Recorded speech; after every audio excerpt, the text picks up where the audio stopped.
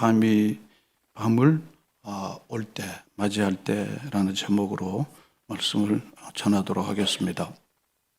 낮이 지나면은 밤이 되고 또 밤이 지나면 낮이 됩니다. 이것을 우리가 보통 하루라고 합니다. 사람들 모두는 다 밤보다 낮을 좋아합니다.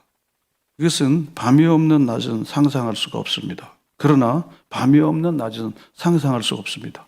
밤은 밤 나름대로 쉼과 회복과 또 아무것도 하지 않으면서 몸을 보존하고 몸의 회복을 이룹니다. 마찬가지로 낮이 없는 어둠만 생각한다고 하면 그것은 또한 자연과 인간의 생존이 불가능해지게 됩니다. 우리 인생에도 밤이 찾아옵니다.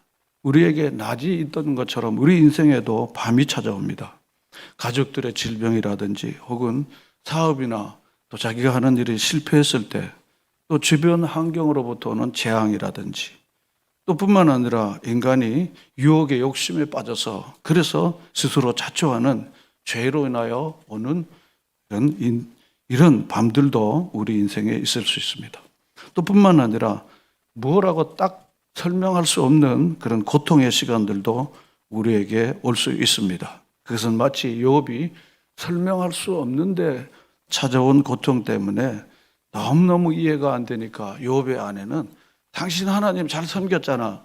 당신처럼 하나님 잘 섬기는 사람 어디에 있어? 그런데 도대체 그 하나님이 어째 재산을 다 거둬가고 자식도 다 거둬가고 그래? 그 하나님 저주하고 죽어. 바로 이런 도저히 설명되지 않는 인생의 밤도 우리에게 찾아올 수 있다는 거예요. 욥의 고난은 무엇로 봐도 고난의 결과, 그 고난은 죄의 결과라고 말할 수 없는 그런 고난이라고 볼 수 있죠. 그런데 오늘 본문에 살펴보는 히스기야도 거의 같은 형편이라고 생각이 됩니다.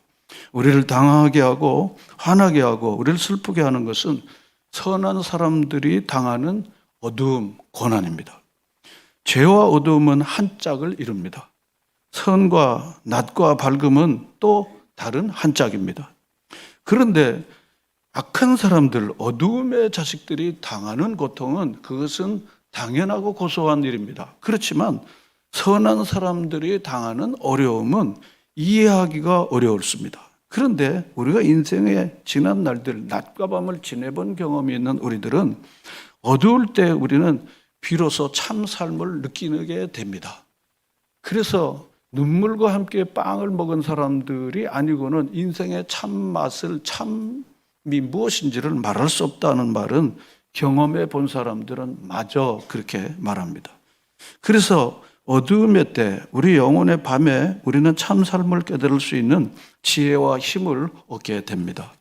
그래서 우리는 평안할 때 어두움이 올 걸 생각하고 비상금을 준비합니다. 건강할 때도 구급약을 준비하고 그리고 원기항성하고 돈도 많이 벌 때 노후 준비를 하곤 합니다.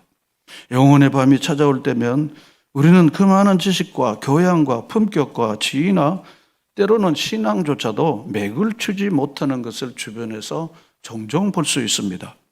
영혼의 밤을 맞이할 때 만약 우리가 그동안 가지고 있던 지식이나 교양이나 심지어 우리가 갖고 있는 다양한 어떤 사회적 지위나 노하우조차도 만약 영혼의 밤을 맞이할 때 별로 쓸모가 없다면 우리가 도대체 무엇이 되는 것입니까? 오늘 예상치 못하게 맞이했던 영혼의 밤에 관하여 오늘 이 본문을 중심으로 해서 말씀을 드리려고 합니다. 히스기야는 어떤 사람입니까? 다윗과 한 짝을 이루는 당대 최고의 사람입니다. 그래서 열왕기하 18장 3절, 5절, 6절 이하의 말씀을 보면 다윗과 같은 사람이고 전에도 후에도 없었던 사람이라고 열왕기하 18장 5절은 그렇게 말합니다. 또 뿐만 아니라 그가 하는 모든 일이 하나님이 함께 하시기 때문에 형통하고 잘 되더라 라고 하는 표현인데 다윗이 어디를 가든지 여호와께서 함께 하시니 이기게 하시더라 하고 같은 맥락을 히스기야에게 똑같이 볼 수 있습니다. 그런데 그도 그럴 것이 히스기야는 이미 조상 때부터 내려왔던 우상을 깨트려버리고 성전 안에 있던 우상을 다 버리고 심지어 모세를 추모하고 기념하는 노뱀조차도 우상화되는 것에 대하여 그리고는 강렬한 마음을 가지고 그것조차 부숴버리는 정말 하나님 외에 어떤 형태라도 어떤 형식이라도 예배하거나 그걸 귀중하게 여기고 만지작거려서는 안 된다고 생각해서 다 부서뜨리고 깨트리는 일을 할 정도로 히스기야는 온전히 하나님만을 쫓았던 하나님의 사람이었습니다. 그런데 이와 같은 이 사람, 그래서 그는 열왕기상에도 이사야에도 역다에도 상당히 긴 분량으로 이 히스기야의 그 모습들을 그야말로 오늘날 신문으로 말하면 대서특필해서 나오고 있죠. 열왕기하에도 18장에도 19장에도 20장에도 계속 3장에 걸쳐서 히스기야를 하는데 왕들의 이야기 가운데 이렇게 긴 분량을 차지하면서 언급하는 사람은 없습니다. 우리가 계속 새벽 시간마다 계속 지금 열왕기와 그리고 이 왕들의 이야기를 계속 살펴보면서 정말 없습니다. 다윗을 제외하고는 없습니다. 그런데 본문 여기 20장 1절을 떡 들어가 보면은 뭐라고 시작하는가 하면 그때에 그랬습니다. 20장 1절에 그때에, 근데 그때가 어느 때인가 하면은 히스기야가 하나님 앞에 정말 진실로 나아가 히스기야가 하나님을 온전히 섬겼더니 하나님께서 히스기야를 도우셔서 그래서 이 아수르라고 하는 아시리아의 왕 산헤립이 수많은 군사들을 데리고 그리고 히스기야가 통치하는 남쪽 유다를 공격하고 그랬는데 하나님께서 히스기야를 도우시려고 하나님의 군대, 하나님의 사자를 보내서 19장 35절에 보면 18만 5천 명을 쳐서 다 송장이 되게 했다라고 35절에 기록되어 있습니다. 그래서 아수르 왕 산헤립은요, 그리고는 모든 군사를 잃어버리고 패잔병이 되어갖고 그리고는 자기 나라로 돌아갔는데 가서도 그냥 그럭저럭 산 것도 아니고 그리고는 자기 아들이 쿠데타를 일으켜서 죽임을 당하는 처참한 일이 일어나니까 그러니까 히스기야의 통치는 더 견고하게 됐습니다. 그리고 백성들은 역대하에 보면 백성들은 이 히스기야를 다 존경하게 됐습니다. 왕의 통치 아래 사상 유례 없는 다윗 왕국 같은 왕국을 세워놓는 히스기야에 대한 존경과 흠모가 가득 차 있는 그야말로 만세반석이 되어지는 히스기야의 왕권이 강화되어지는 그리고 하나님을 경외하는 놀라운 할렐루야가 있는 바로 이때였습니다. 이때 무슨 일이 일어났습니까? 20장 1절에 그때 히스기야가, 우리 다 같이 읽어보겠습니다. 그때 히스기야가 병들어 죽게 되매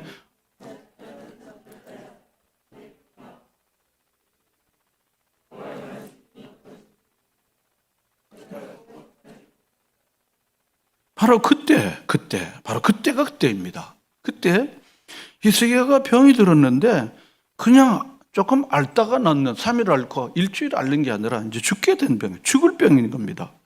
근데 그것도 하나님이 세우신 선지자 이사야가 히스기야에게 나와서 그것도 자기 말이 아니라 여호와의 말씀이 내게 왔는데 너 집 정리해. 그리고 내가 죽고 살지 못할 거라고. 그야말로 하나님이 주시는 하나님의 말씀으로 통보가 온 거예요. 너 이 병은 죽을 병이니까 짐 정리하고 그리고는 살지 못하고 죽게 될 거야. 겁니다. 히스기야의 인생에 정말 영혼의 어두운 밤을 지금 맞이하게 된 거예요. 원인을 알 수가 없어요. 우리가 무슨 재난이나 어려움을 겪게 되면요, 원인을 대략 추측할 수가 있어요. 아, 내가 어리석었구나. 내가 욕심이 많았구나. 내가 허영을 쫓았구나. 그 벌로 그 결과가 지금 왔구나 하는 거를 사람들은 인지 능력이 있고 경험이 있고 기본적인 양심이 있어서 그것은 가방끈에 관계없이 대충 사람들은 다 합니다. 그런데 오늘 본문을 보면요, 히스기야가 지금 병들어서 죽게 되고 적어도 지금 이때 나이는 히스기야의 나이는 39세였습니다. 그리고 자식은 하나도 없는 때였습니다. 그러니까 히스기야가 도무지 설명할 수 없는 영혼의 밤을 정말 뜻하지 않게 맞이하게 된 겁니다. 제가 오늘 이 말씀을 드리는 거는요, 원인을 알 수 없는 우리의 영혼의 밤이 우리에게도 올 수 있다는 것을 말하는 겁니다. 아니, 내 남편이 이렇게 죽다니 말이지. 내가 무슨 죄를 졌길래. 난 어떻게 사는 거야? 그런 분들이 이렇게 있잖아요. 아니, 집이 이렇게 불이 나다니 내가 무슨 죄를 졌어? 내가 하나님을 잘 섬기고 그리고 하나님 앞에 누구보다도 헌금도 바치고 나름대로 기도를 했는데 왜 이런 일이 일어난단 말이야? 이런 철교가 사람들의 사는 가운데 있는 거예요. 그래서 사람들은 이 영혼의 밤을 맞이할 때면요, 그때 몇 가지 반응을 보여요. 뭔가 하면요, 예수 믿고 교회 다니는 사람들에게 영혼의 밤을 맞이할 준비가 잘 안 돼 있으면은요, 첫 번째 이 본능적 반응이 뭔가 하면 교회 애들 말로 학원 끊는다는 것처럼 교회 끊어버려요. 집어치워 버리는 거예요. 나 이제 교회 안 다닐 거라고. 내가 교회 다녔는데 이게 뭐야? 이게 본능적 반응입니다. 두 번째는 뭔가 하면 하나님과 타협하기로 이제 가는 거예요. 살려주면 이거 하겠습니다. 그동안 제가 그걸 못했는데 그게 캥기는 거예요. 살려주면 이제 거래하기로 들어가는 거예요. 살려주면 이렇게 내가 하겠습니다. 이게 서원 기도라는 이름으로 슬그머니 나와갖고 하나님과 타협하기를 시작하는 거예요. 그리고는 이제 타협이 잘 안 통하면은 주의 종 되겠습니다. 뭐 이렇게 나오는 거야. 이렇게 잘 안 통하면 그때는 이제 비상카드를 드는 거야. 우리 아들 바치겠습니다. 뭐 이런 식으로 이제 슬그머니 이제 사는 목적으로 이제 타협하고 하나님을 구슬로 달려서 내 편되게 하려고 하는 거죠. 그런데 오늘 히스기야가 무슨 방법을 취했는가를 우리가 살펴보면요, 제가 얘기했던 첫 번째, 두 번째 방법도 아니더라고요. 본문 2절을 다 같이 읽어볼까요? 히스기야가 낯을 벽으로 향하고 여호와께 기도하여 이르되, 그랬습니다.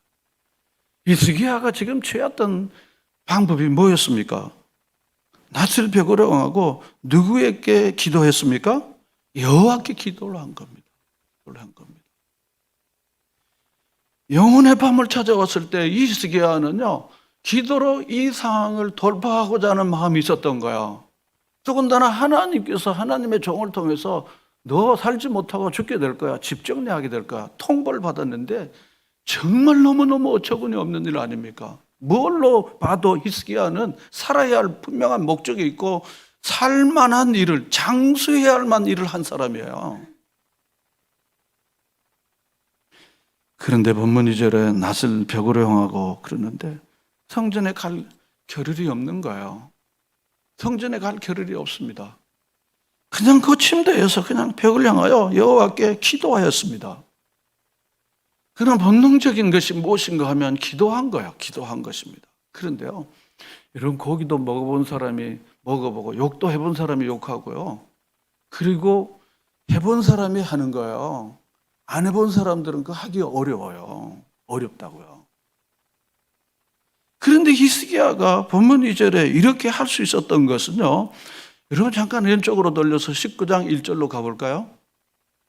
19장 1절을 우리 다 같이 읽어보겠습니다. 히스기야 왕이 듣고 그 옷을 찢고 굵은 배를 두르고 여호와의 전에 들어가서, 그렇습니다. 뭘 한 겁니까? 히스기야 왕이 듣고 뭘 들었는가 하면요, 국가적 재난이 온 것을 그 신하가 자기에게 말하는 것을 들은 거야. 당시 아수르 왕은 산헤립인데 제가 전에 설교했죠. 랍사게라고 하는 이 사령관이 계속해서 히스기야를 조롱하고 히스기야의 하나님을 조롱하고 그를 믿지 말라고, 그를 믿지 말라고 제가 여러 차례 말씀드렸잖아요. 믿지 말라고. 19장의 말씀에 믿지 말라고, 히스기야를 믿지 말고 하나님 믿지 말라고 계속해서 한 거예요. 그러는데 이 히스기야는 지금 풍전등화와 같은 이 나라의 위기 앞에 이 소식을 듣고 그는 먼저 한 게 뭔가 하면 내 하나님 앞에 간절히 나갔던 거예요. 그가 할 수 있는 새로운 인간적인 방법이 있어요. 왜냐하면 반아수르 정책을 폈기 때문에 친아랍 계통으로 갔기 때문에 친애굽, 친이집트로 갔기 때문에 즉시 사신을, 즉시 대표단을 저 애굽에 보내갖고 우리가 지금 아수르로부터 이 위기를 당하니까 우리에게 원병을 보내달라고 요청할 수 있는 거예요. 히스기야는 그렇게 할 수 있습니다. 또 인간적으로 여러 가지 다양한 방책을 세울 수가 있습니다. 그렇지만 히스기야는 전쟁은 또 여호와께 속한 것이고 하나님이 세우셔야 된다. 그런 마음을 가지고 그가 첫 번째로 한 일이 무엇인가 하면 모든 인간적인 방법 대신 여호와께 나아갔어요. 여호와께 나아갔습니다. 그래서 19장 4절에 보면, 4절 아래 보면 당신은 이 남은 자들을 위하여 기도하소서 그랬습니다. 기도하소서. 그래서 이 히스기야가 하나님 앞에 나아갔더니 6절과 7절에 보면 이사야를 통하여 주시는 하나님 말씀이 뭔가 하면 아수르 왕 그 신복 랍사게 때문에 너를 모욕하는 말 때문에 두려워하지 마라. 하나님이 바로 이 히스기야의 간구를 들어주고는 그 마음에 평안을 주신 거야. 여러분 기도하면 여러분의 마음의 평안을 우리 하나님이 먼저 주실 줄로 믿습니다. 정말 아무것도 염려하지 말고 모든 일에 기도와 간구로 너희 구할 것을 감사함으로 알아라. 그래야면 지각에 뛰어나신 하나님의 뭐가 여러분의 마음과 생각을 지키시라고요? 아시잖아요. 이쯤 되면 또 아시는데 이렇게 하나님의 뭐가 평안이 그렇습니다. 하나님. 여러분 하나님을 믿고 하나님 앞에 여러분 인생의 밤이 올 때 먼저 인생의 고통의 날이 올 때 하나님께 기도하면 여러분들에게 참 평안이 오는 것을 누리시기를 축원합니다. 이게 기도의 매력이에요. 기도의 매력이에요. 웬 걱정이 많아. 돈은 없는데 이거 뭐 이건 해야지 저걸 해야지 이건 형편이 안 되는데 이것도 해야지 막 밀려오지. 어떻게 할 겁니까? 1,500원짜리 아침 이슬로 가기가 쉽다니까요. 쉽잖아요. 곁에 있는 게 그거니까. 그 곁에 있는 게 그게 쉽다고요. 예시하는 게 쉽다고요. 그런데 이 히스기야가 뭘 했습니까? 하나님께 나아간 거예요. 하나님께서 그에게 평안을 주셨고 그리고는요 약속의 말씀을 7절에 주셨고 그리고 아수르를 다 깨뜨리라고. 그래서 15절에 보면 그 앞에서 히스기야가 기도하여 이르되 그랬습니다. 또 20절에 보면은 내게 기도하는 것을 내가 들었노라 그랬습니다. 지금 이 히스기야는 바로 이 랍사게의 말을 듣고는 옷을 찢고 굵은 배를 두르고 여호와의 전에 들어가서 그는 하나님 앞에 간절히 기도했습니다. 전능하신 하나님 아수르를 다 이기게 하실 그 하나님 앞에 기도한 것입니다. 여러분 하나님의 전능하심을 믿습니까? 하나님이 사람보다 더 강력하게 우리를 사랑하시고 우리 대적을 깨뜨리실 것을 믿습니까? 여러분 저는 아멘을 유도하는 게 아니라 여러분 마음속에서 진정한 이 아멘이 있기를 바라는 거예요. 이 시간에 그냥 분위기 때문에 아멘 하는데 무슨 의미가 있겠습니까? 전능하신 하나님 나를 위하여 자기 아들을 주시고 내보다 나를 더 사랑하시고 나의 기도를 들으셔서 적군을 깨뜨리고 우리 인생의 문제를 깔끔하게 해결해 주실 그 하나님을 믿습니까? 여러분 이 하나님을 믿는 고백이 여러분 밑바탕에 있으셔야 된다는 거예요. 그래서 무슨 일이 일어났죠? 35절부터 7절까지를 우리 다 같이 읽겠습니다. 이 밤에 여호와의 사자가 나와서 아수르 진영에서 군사 18만 5천 명을 친지라. 아침에 일찍 일어나 보니 다 성장이 되었더라. 아수르 왕 사네립이 떠나 그의 신 니스록의 신전에서 경배할 아드람멜렉과 사레브레스이 그를 칼로 쳐 죽이고 아르랏 땅으로 그들이 도망하며 그 아들 아스알할돈이 대신하여 왕이 되니라. 히스기야가 19장 1절에 듣고 기도했더니 하나님께서 이제 18만 5천 명의 아수르 군대를 다 성장이 되게 해주신 거야. 또 뿐만 아니라 아수르 왕 사네립은 이제 자기 손발이었던 군사를 다 잃어버렸으니까 자기 나라로 돌아갔죠. 가서 그럭저럭 산 거 아니에요. 영웅 받는 게 아니에요. 뭐가 됐습니까? 쿠데타가 일어나 칼로 쳐 죽여서 아들이 왕이 되는 그런 처참한 말로를 히스기야가 눈으로 똑똑히 본 거예요. 여러분 기도하고 하나님이 역사하시는 것들을 눈으로 보시는 여러분이 되시기를 바랍니다. 이게 하나님의 기도의 응답이야. 이게 기도의 응답이 이거라고 이렇게 고백할 수 있는 이런 고백적 신앙, 욥기 42장 7절의 신앙이에요. 내가 전에는 귀로만 들었는데 이제는 뭐라고요? 눈으로 보았다. 그러고 있습니다. 여러분, 기도하고 하나님의 역사하시는 것들을, 하나님의 행하신 일들을 눈으로 보고 하나님을 찬양하는 여러분이 되시기를 바랍니다. 오늘날 우리의 신앙이 얼마나 입술 신앙이요, 그리고는 지식 신앙인지, 그게 마귀 신앙이 아니에요. 마귀도 하나님의 한 분이시고 능력이 많은 걸 알아요.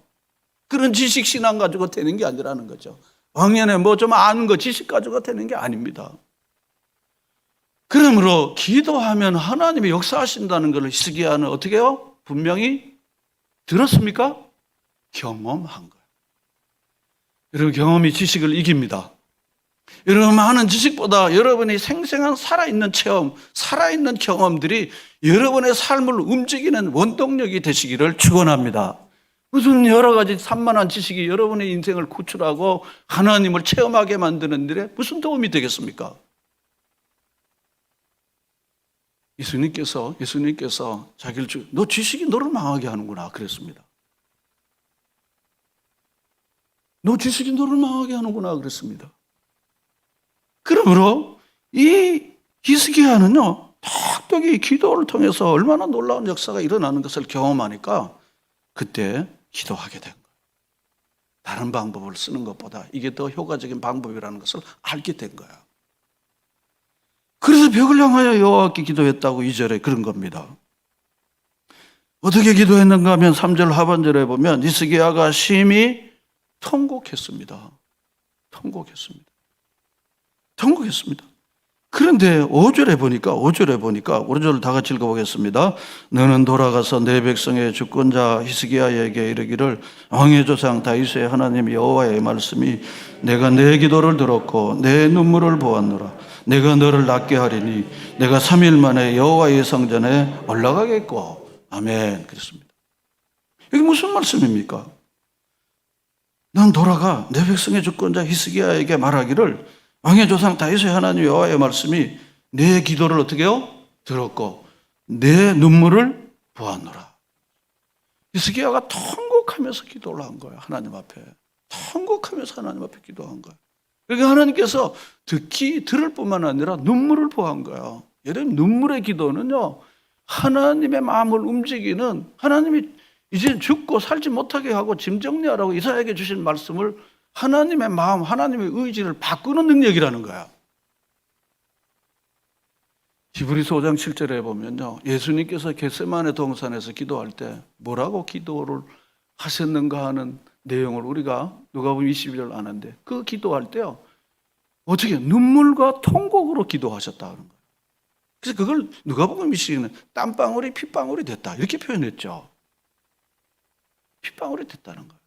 이게 눈물과 통곡으로 하나님 기도했는데, 여러분 기도할 때 정말 눈물이 아주 마른 분들, 눈물이 잘 안 나고 눈물 없이 기도하셨던 분들은 제가 이렇게 여러분들에게 제안하고 싶어요. 하나님, 기왕에 기도할 때 눈물 좀 나게 해달라고. 여러분 그렇게 기도하시기를 바랍니다. 도저히 저는 눈물이 별로 없는 사람이에요. 법학을 공부하지 않았는데도 눈물이 별로 없어요. 제가 원래 좀 차가운 사람이에요. 그렇게 성직이 생각하는 사람들은요, 눈물 좀 달라고 기도할 때 하나님 아버지 수건 좀 필요한 기도를 좀 하게 해달라고. 여러분 그렇게 기도하십시오. 하나님이 정말 얼마나 놀라운 응답을 주시는 것을 보여주지 않습니까?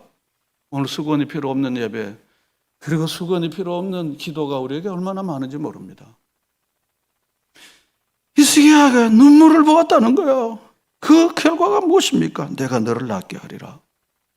그러고는 연속적 응답이 나오는데 무엇입니까? 내가 3일 만에 성전에 가리라. 둘째로는 아수르를 내가 묶어줄 거야. 그래서 역사에도 20년 이상요, 히스기야가 통치하는 동안 아수르는 왕이 바뀌어져도 이 남쪽 유다 히스기야의 통치 안에 절대로 얼씬도 침략도 못하는 놀라운 일을 하나님이 해주셨습니다. 그러니까 히스기야가 그렇게 해주신다는 것을 내게 징표를, 사인을 좀 보여달라는 거야. 그래서 8절부터 11절까지 있는 소위 말하는 해시계입니다. 해 그림자를 10도나 나갈 것인가 뒤로 물러갈 것인가 하는 그 지금 물러가게. 그래서 좀 말하면 해시계를 얘기한 거야. 이것이 바로 이것이 바로 하나님께서 히스기야의 눈물과 그 간절한 간구를 통해서 이루어 놓으신 것을 우리가 보는 겁니다. 과학자 뉴턴, 여러분 알잖아요. 만유인력의 법칙을 만든 뉴턴. 많은 걸 발명할 수 있는데 어떻게 그렇게 했냐고. 나는 연구가 벽에 부딪힐 때마다 골방에 들어가 무릎을 꿇고 하나님께 기도하였습니다. 그때 나는 망원경으로도 볼 수 없었던 하늘의 영광을 볼 수 있었습니다. 이렇게 뉴턴은 그렇게 고백했습니다. 미국을 하나의 합중국으로 하나의 나라로 통합시킨 바로 아브라함 링컨 이야기는 잘 알지 않습니까? 전쟁이 한창 진행 중에 군 총 지휘관이었던 링컨 대통령이 작전사령관이 링컨에게 작전 보고를 하고 작전 의논을 하려고 하는데 없는 거예요. 기도하고 있었던 거예요. 골방에 기도를 하고 있던 거예요. 그래서 그 유명한 책 백악관을 무슨 실로 바꾼 대통령이요? 기도실로 바꾼 대통령 나온 거예요. 여러분, 기도는요, 할 일 없는 사람들이 하는 게 아니라 할머니들이 시간 남아서 할 일 없는 사람들이 하는 게 아닙니다. 말씀 루터는요, 정말 위급하기 때문에 단 어떤 것보다 나는 기도했다고 그랬습니다. 제가 조금씩 지나면서요, 내가 이렇게 뛰어다니기보다 기도를 해야겠다는 생각을 더 갖게 돼요. 우리나라 최고의 설교가였던 이동원 목사님이요, 은퇴하셨는데요, 뭘 하길 원하십니까? 앞으로 뭘 하길 원하십니까? 주저없이 기도하기를. 그분이 정신없습니까? 그분이 초대받는 데가 얼마나 많겠습니까? 여러분, 얼마나 기도하십니까? 여러분, 정말 기도하십니까? 여러분, 위급하고 인생의 밤이 올 것을 생각하며 정말 기도하십니까? 앤드류 머리는 자신의 쓴 책, 내 앞에 엎드리라는 책에서 신앙의 기본은 하나님께 엎드리는 것이다 그랬습니다. 그걸 통해서 순종과 겸손과 무능한 우리가 하나님의 놀라운 능력을 체험하는 가장 유일한 방법은 기도다 그랬습니다. 오늘날 지식의 정보의 홍수시대에 얼마나 여러분들 기도하십니까? 여러분 인생의 밤에, 여러분의 자녀와 삶의 정말 이 어두운 밤에 어떻게 이 어두운 밤을 정말로 밝은 빛으로 바꿔놓기를 원하시는 하나님 앞에 우리가 할 일이 무엇이라고 생각합니까? 히스기야는 위기의 순간에 기도에 익숙했습니다. 그는 위기 때 기도하고 기도 응답을 경험했습니다. 그는 기도가 얼마나 큰 위력을 나타내는지를 분명히 목격했습니다. 그래서 그는 또 기도했습니다. 하나님이 놀라운 역사를 해주셨습니다. 어제가 오늘을 만들지 않습니까? 오늘은 어제의 결과입니다. 누구도 과거를 보면 그 사람의 오늘을 대충 알 수 있습니다. 히스기야의 지난 과거에 그는 위기를 왔을 때 자신의 위기 앞에 그는 전능하신 하나님 앞에 엎드렸습니다. 그래서 그는 또 인생의 밤이 왔을 때 그는 하나님 앞에 기도했습니다. 그래서 그는 그의 위기를 오히려 기회로 만들고 근심거리를 기도거리로 만들고, 그리고 그의 기도를 통해서 히스기야는 많은 사람들의 존경과 위엄을 받고 감사의 거리로 바꿔놓았던 믿음의 사람이 됐습니다. 사랑하는 여러분, 얼마나 기도하십니까? 여러분 정말 진짜로 기도하십니까? 여러분 기도의 세계, 하나님의 능력의 세계로 여러분을 초대합니다. 여러분 기도하셔서 하나님의 정말 사랑하심과 놀라운 능력을 체험하는 체험적 신앙의 사람, 또 다른 히스기야가 되기를 주님의 이름으로 축원합니다. 기도하겠습니다. 좋으신 하나님, 오늘 히스기야를 통하여 인생의 밤이 찾아올 때, 하나님 아버지, 우리 영혼의 밤이 찾아올 때 우리는 어찌하는지 하나님 오늘 우리에게 가르치신 교훈들이 우리의 지식뿐 아니라 우리의 무릎이 되게 하시고, 전능하신 하나님 밤낮 부르짖고 눈물로 기도하는 주의 자녀들의 간구를 예면치 아니하고 들으시는 좋으신 아버지 앞에 기도의 무릎의 사람으로 우리를 세워 주시옵소서. 예수님의 이름으로 기도하옵나이다. 아멘.